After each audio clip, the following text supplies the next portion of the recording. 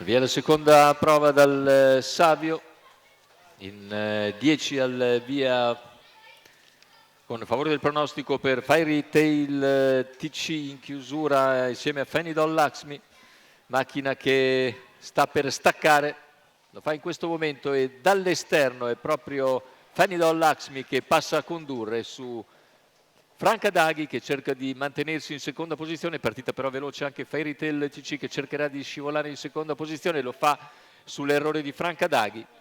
Numero 3 Franca Daghi squalificato.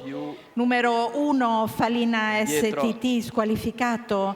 Numero 10 Fever 3F squalificato. E così dopo i primi 400 metri conduce largamente Fanidol Laxmi su Fairy Tail TC.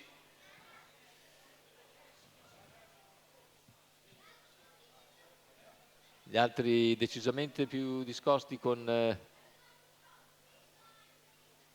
l'allieva di Roberto Vecchioni che completa in 44,4 i primi 600 di gara, in terza posizione rimane Fabulous Lady, ma le altre sono nettamente più discoste e faticano a seguire il ritmo delle prime tre.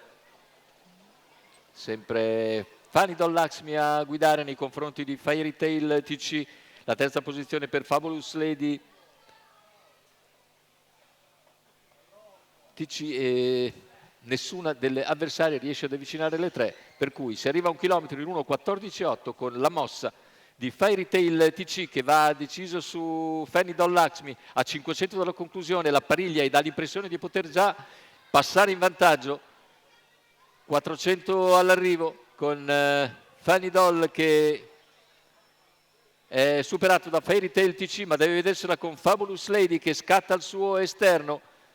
Intanto cala Fanidol Laxmi e Fabulous Lady si lancia su Fairy Tail TC che entra comunque con una lunghezza e mezzo di vantaggio addirittura d'arrivo e nel finale controlla la situazione. Fairy Tail TC viene a vincere largamente, il secondo posto per Fabulous Lady TC, al terzo finisce Fanidol Laxmi. Le tre che si erano subito avvantaggiate al via anche se in ordine diverso, con la vittoria infine di Fairy Tail TC con Mario Manzone per conto dello stesso Mario Manzone al training e della scuderia Mima Farm. Rivediamo le battute conclusive, il bel primo piano, 2 lunghezze avanti a Fabulous Lady TC che comunque conferma i recenti progressi. Al terzo finisce Fanidol Laxmi. 5,96 l'arrivo della seconda Savio.